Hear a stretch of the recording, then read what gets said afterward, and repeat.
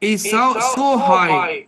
So people, this has forced all around the world the researcher and the engineers to have an alternative system. So the world has shifted to elliptical system and the solar system. The sun is available to the entire world, right? So why we should not work on the use of this great natural source the God has provided us? Because you know every constraint is a research problem, right? That gives us a problem. In hackathon yesterday we inaugurated also the hackathon conducted by Department of the Production Engineering, and you know the hackathon is called a problem with opportunities, right? So whatever the problem is, constraint is there, it is a good research problem, a real problem we should work. So the Department of Mechanical Engineering should also conduct one workshop and seminar and conferences in the area of the solar technology, right? It is a great opportunity. We should come forward to work in this area. So with these words, I wish a grand success of this e-workshop, and I think whatever the finding is there through the a good uh, lectures and experiences shared by our academia experts and the industry experts that will be shared among the students and the faculty members. That will be a good research problem for them to work in the coming day. So with these words, once again, I am thankful to HOD Mechanical and the coordinator, Professor Dhaneshwar Matuji, for giving me this opportunity to share with you my view, my pointers. So, once again, I am thankful to all of you and wish a grand success of this workshop. Over to Anchor, Professor Dhaneshwar Matuji. Thank you so much, sir, for this energetic and enthusiastic welcome, and for your words which have always shown us the path of success together. Today also your words motivated us to keep learning. Your words have made us more excited to attend this discussion. Thank you so much for your contribution today. Over to you, sir. Thank you, sir, for an enlightening speech, and your words have always shown us the path to success. Now, I would request Dr. Chandan Kumar, sir, Associate Professor, Mechanical Engineering Department, BIT Sindri, and coordinator of this program, to come forward and provide a vote of thanks for the inaugural session. Sir, over to you.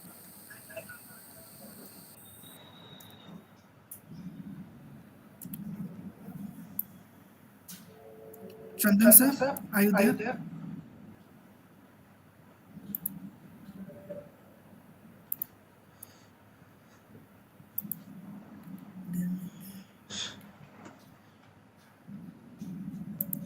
Hello, Chandan, sir, am I audible?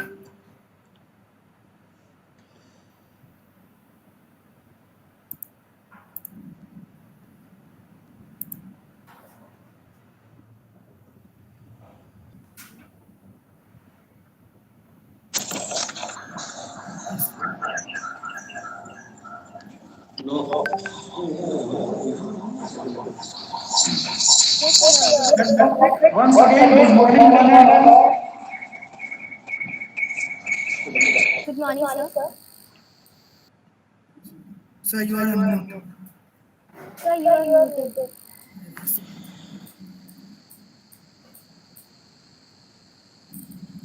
Chandan, sir, you are muted. Please unmute yourself.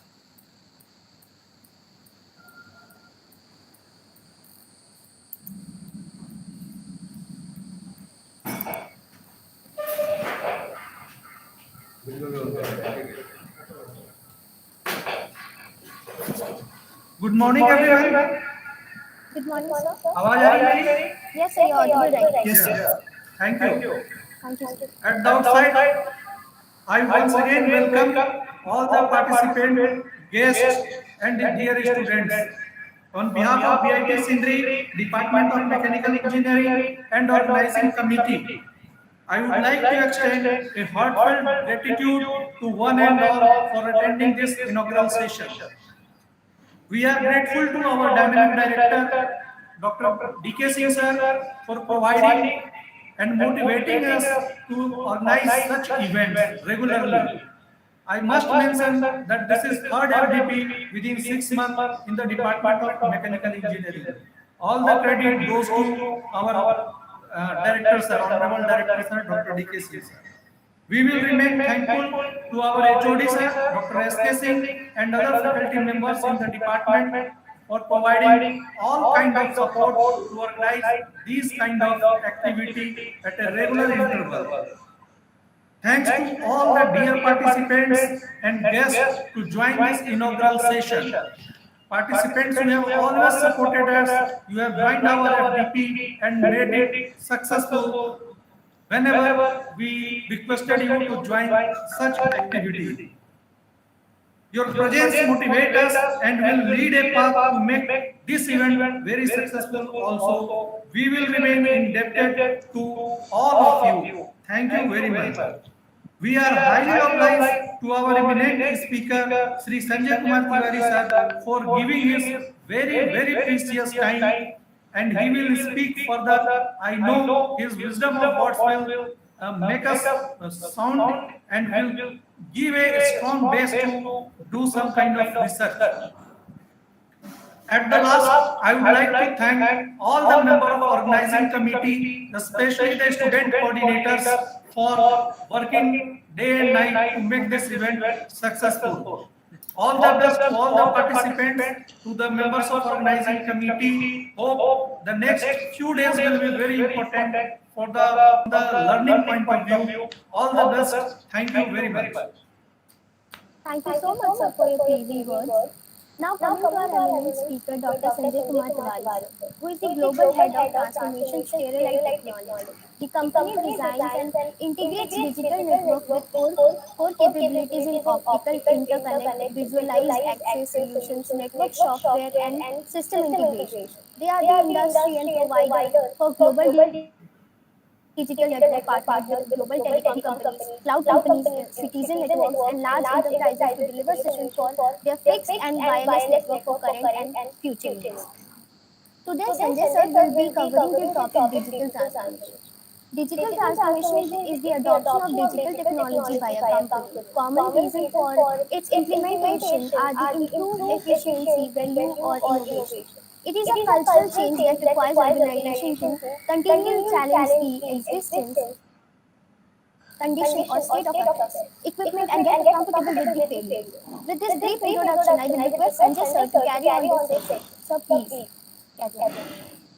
Thank you so much and good morning to everyone. I hope I'm audible. Can you just confirm me? Yes, sir, you are audible. Good morning. Yes, sir. Thank you so much for inviting me and having me for the session.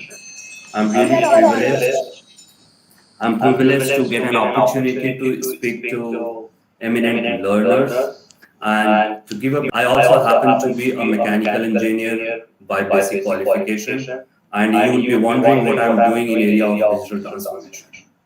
And that's the typical notion people have, what a mechanical engineer is doing in digital transformation, also in the companies which are known for IT, like Accenture, or if you talk of McKinsey, or if you talk of Tata Steel, obviously is our forte, where mechanical engineers are sought after. So you would be wondering what a mechanical engineering student is doing in digital transformation. I'll try to give a color to it and where I'm coming and how this topic is absolutely relevant for mechanical engineering students today. And I will really try to make it interactive for a couple of minutes. If you have any questions, comments, raise your hand and let's have a conversation. I would really appreciate that. So to give a context, if you just reflect back let's go back to industrial era. And if you talk of industrial era, you talk of Pavlov equations or whatever law or whatever theory came were around efficiency, productivity, capital. These are the two things which are always talked about. Capital, productivity. The moment you talk of productivity, you talk of technology. You talk of processes. Now, given the fact that nowadays capital is abundance, you know the cost of capital is declining every day. Money is not a limitation. It is the end thing. Now that's what is being talked about. So the entire paradigm has shifted from efficiency orientation to value orientation. And the moment we talk of value orientation, I also heard director sir talking about how the convergence of technology happening, and that is where the sweet spot of we as a expert or a technocrat comes into picture. Today I'll just show you a slide just to make a point in terms of what do you look at car today. Car, if you just, can you see my screen? Is my screen visible to you all? No, sir. Yes, sir, it is visible. Yes, sir. So I'm showing a car in front of you, and look at, it's a Tata Jaguar car. Okay. Now look at this. Traditionally, this is supposed to be the area of expertise of mechanical engineering. Look at electronic control unit sensing transmission, airbags, anti-lock, ABS, fuel, etc. is one side of the story, and I would like you to focus electronic control unit sensing. Usage-based insurance, when you talk of the car, is the financial product, but the input or the transducer or the sense of the data is going in from the engine based on the driving habit. Congestion payments. If you get stuck in a traffic, the payment actually changes because you heard the green energy. You are wasting fuel. So if you avoid congestion, payment variation happens. That intimation also goes from the engine. The signal is sent.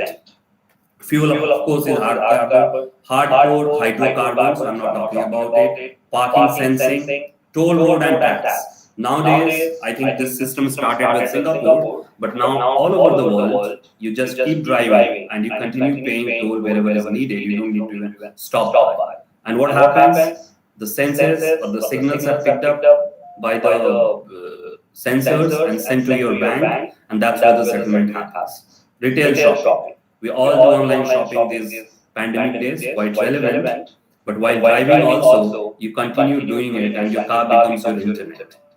And whether it's iTunes. So the point I was trying to make, IoT, or if you call it as IoT, or if you call it as Internet of Things, all of them are in the sensing and in area of digital. Now, how do I define digital? Just to bring everybody on the same page before I go further detail. And you would have heard digital transformation is the word which is overly used, misused, and abused. Let me put it that way. Changes were happening is the human nature. Right from civilization, changes are happening. How do you really expedite the change? The speed becomes the essence. And when speed becomes the essence, technology becomes an enabler. A digital transformation does not necessarily mean that you need to change technology per se. But the way you modify, the way you adopt to the change becomes critical to it. And there are two ways to make those changes happen. One is the methodology or a framework based, and other one is the technology based. And the convergence of both happens to be a digital transformation. So that's how I see it as a digital transformation. Now, how many of you have heard, and just raise your hand so that I know exactly how to go and how much detail to go in, about Lean Six Sigma as a framework of change? Just raise your hand, I'll get a sense if you can. You can use the clicker on the right hand side to raise your hand. Okay. Who else? I see some hands going up.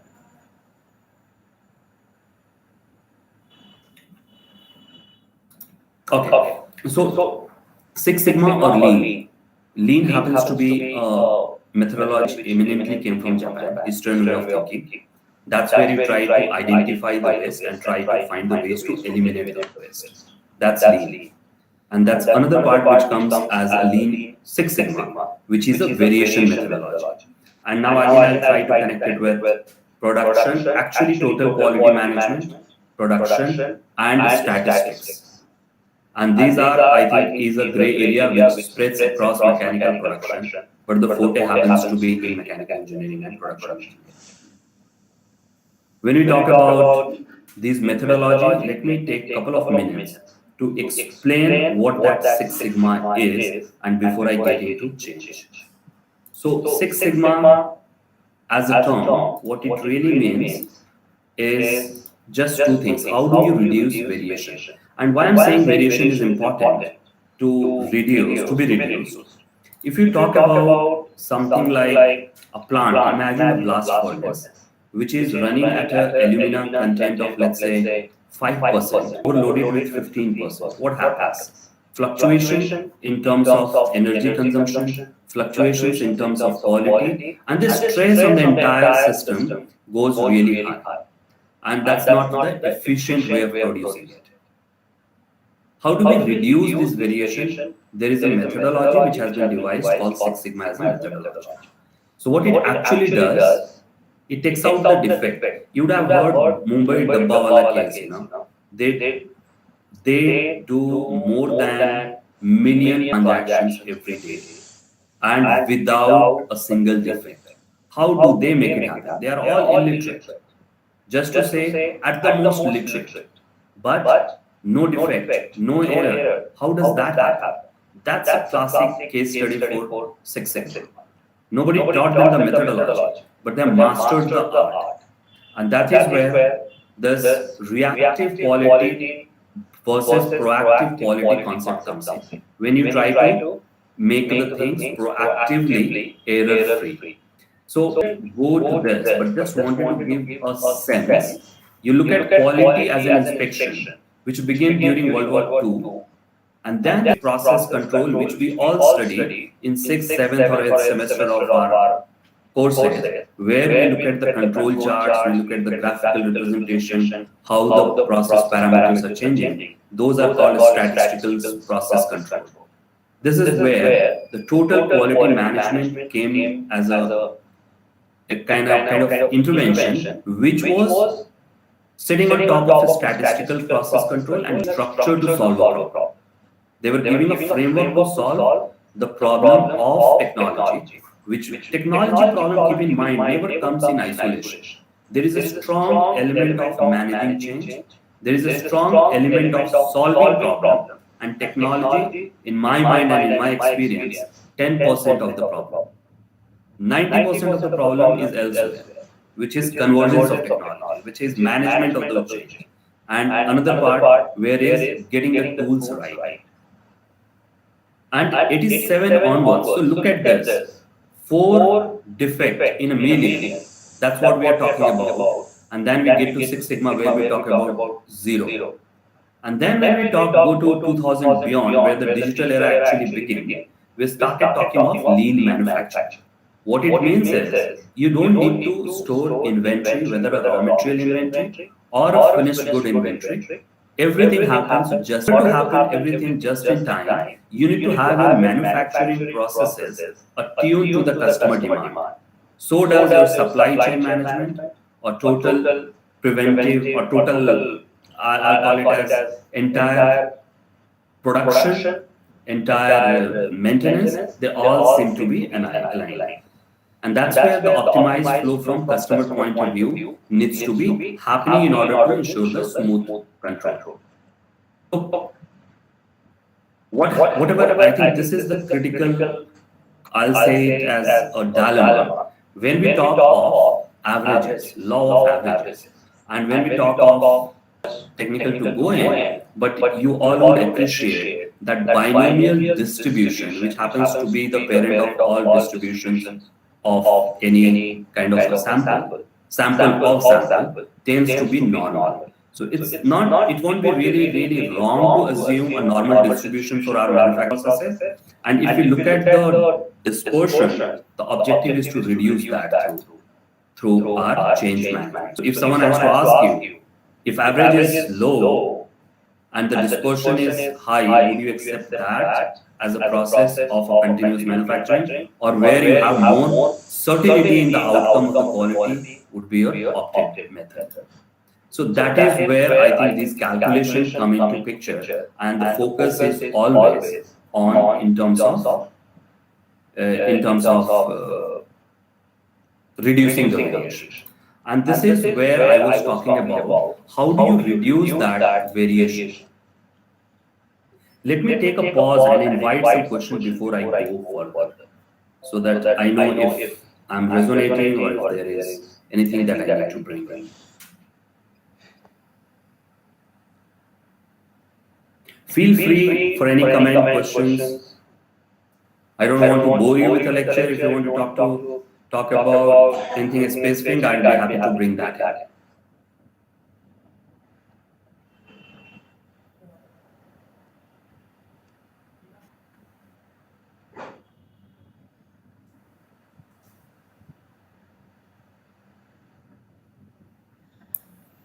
If any participants has any question, then they may raise their hand or can also use their chat. Or just can ask that question.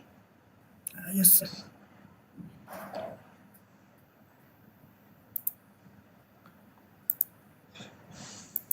Now, given this, let me shift my gear. I think that's what might interest you more. What is happening now in the industries which are supposed to be the Makkah of mechanical engineering, like Tata Steel for that matter?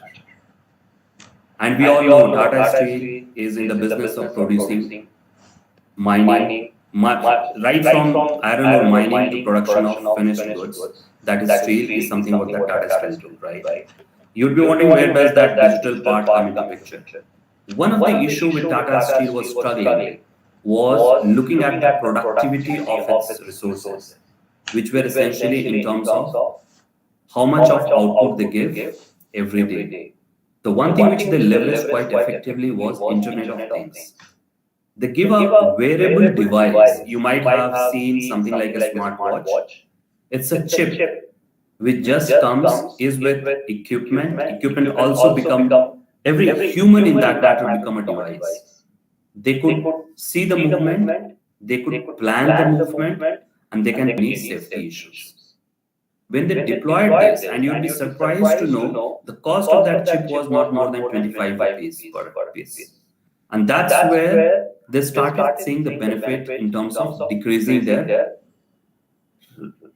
accident, improving their productivity, and proactively planning this. This is one side of the story. IoT, you would see companies like Siemens, GE, they happen to be the master of producing that network of devices where they could really get the specification of the equipment's real time using IoT as a technology. They would get the data, analyze the data, and that's where AI, artificial intelligence, and that is where I'm saying the mechanical engineers, whatever we have thought as a past, as a competency of mechanical engineering is become a hygiene. It's given. People take it. That has to come. Car's basic function is to take you from one place to another place. However, what differentiates the it gives.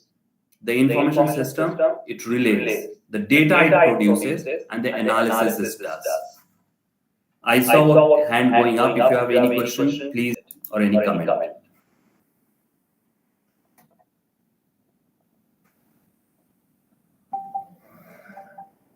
No? Okay. So that's given. So for example, if you talk about this IoT, Internet of Things, the data which is getting generated from, let's say, a blast furnace or a turbine or a compressor, that's just the data. On top of it, the kind of intelligence is built around, which means if you analyze the data, artificially intelligent device, when we call it, the data output which comes, if there has been a statistical engine or an analytical engine running behind, can predict the outcome. So there are 4 stages, and where I really was talking about shifting the paradigm. The first is making the equipment functional, number 1. Getting the data of the health of the equipment or the process on the surface. Descriptive analytics. So getting that descriptive analytics on the surface, number 2. Number 3 is predictive analytics. Basis this description of the data, can you really predict the outcome? To what extent? And that's where artificial intelligence comes very, very handy.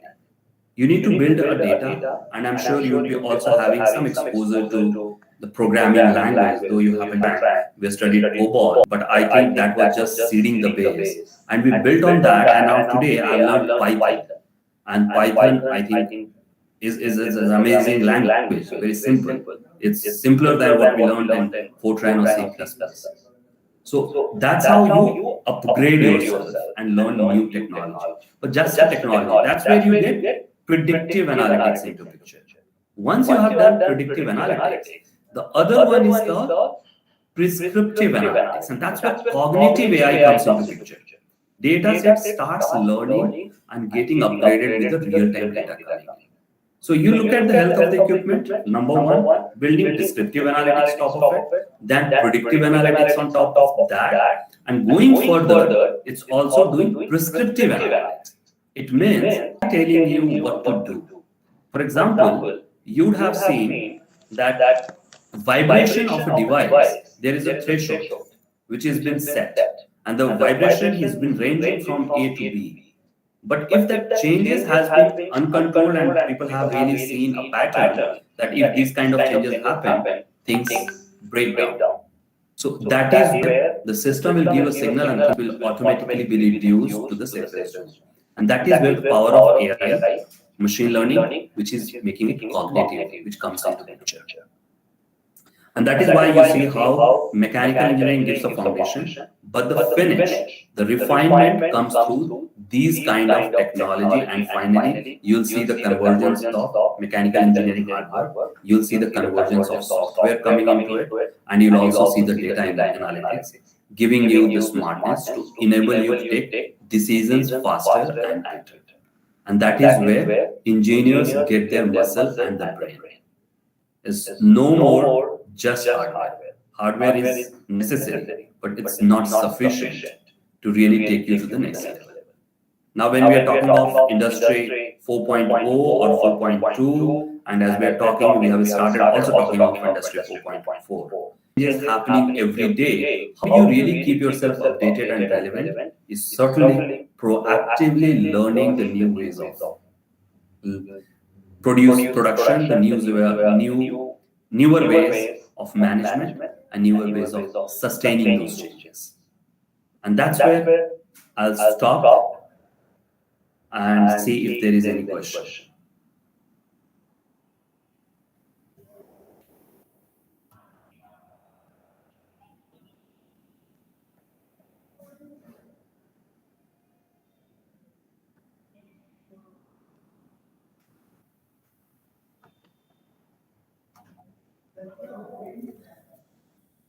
I think if you have any other comments or questions, I'll leave my email ID and the contact number also with the coordinators, or I'll drop it. Feel free to write to me. I promise I'll return your message and give you the response, whatever I can. Thank you. Thank you so much for inviting me and having me for the session. Thank you, sir. Sir, please drop your email ID in the chat box. We will send it in the group. I will pass it on to Dr. Dhanashree. Okay, sir.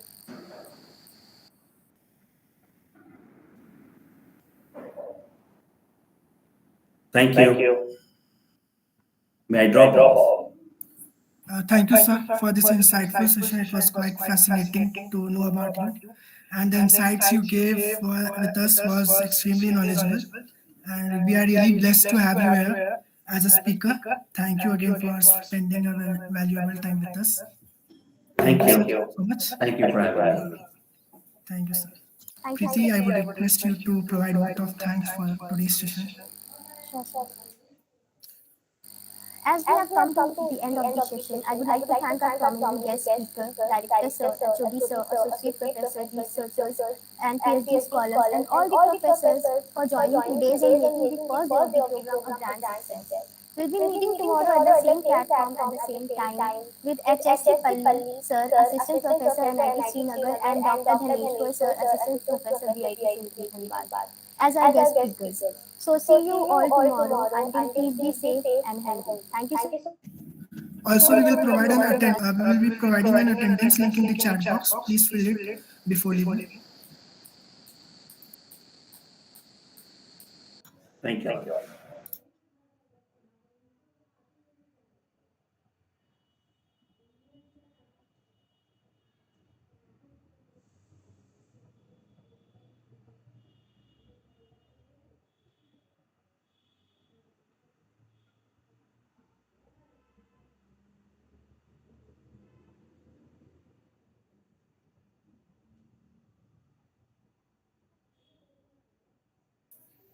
The attendance link is right in the chat box.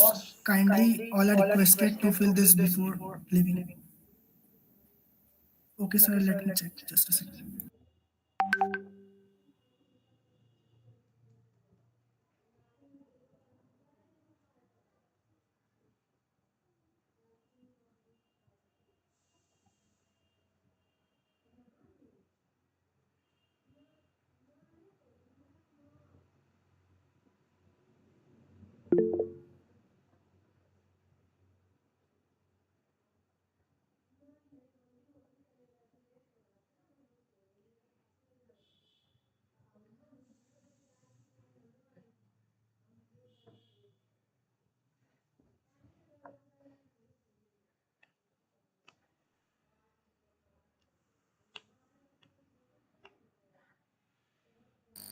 Sorry for the inconvenience. Just land us few seconds and we'll resend the attendance link. Thank you for your patience. No, please share also the link in WhatsApp group. Please So, share the link. actually, sir, we are sending it here only because those who have attended, they will be able to attend, like register their attendance. So that's why we are sharing their contact. No, students are Otherwise, those who, is not opening, and that's why they yes, sir, mandated. we are resending it, sir. Sorry for the inconvenience, sir.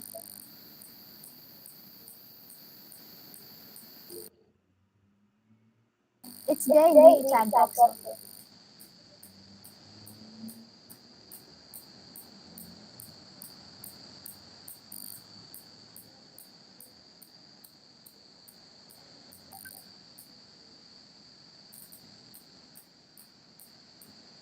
Please make your attendance. Priti, Yes, sir. announce for tomorrow lectures. Okay, today actually Sanjay Kumar Pare is busy, so he stayed for in his few minutes. Okay, you announce it for tomorrow lectures. Yes, I have announced it already. Like for tomorrow's session, for tomorrow's session, HS Pali sir is there and Dhaneshwar Mahato sir, you will be there, sir, for tomorrow's session. Okay, okay, okay. Thank you. Okay, sir. Thank you, sir.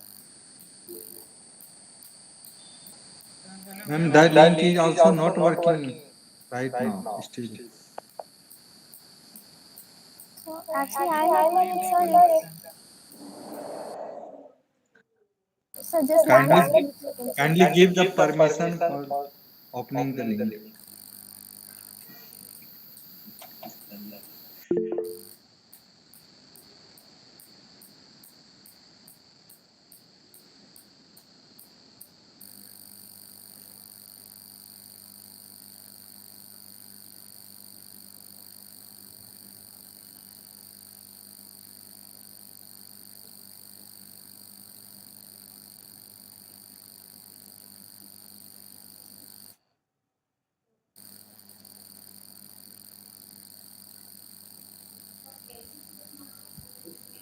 So I'm looking since we have received few responses. Please check it out. Dear participants, today's session ended here. Tomorrow we will meet. You can leave the meeting this session now. We will meet tomorrow at 10:30. For the student connectivity, please once again we announce on behalf of the IIT that today's session has completed ended. Yes, sir. Before leaving the session, please make your attendance. The link is in the description. The glitch Link is is not working. Link is not working. It required permission. It required permission. so actually we have opened it and we have resended it. So please check it again, sir. No, no. I have opening. I am opening last link. Previous link is not working. Last link is also not working. Please see the chat box. Everyone is writing link is not working. Sorry for the inconvenience, sir. We'll send it the link in the group only, sir. Actually, I think it must be some glitch. Okay. WhatsApp group, no? Yes, sir. WhatsApp. Okay. Okay, sir. Thank you, sir. Thank you. Okay. Right now you send after modification. You send the link. Okay, sir. Sure. Okay. Thank you. Thank you, sir.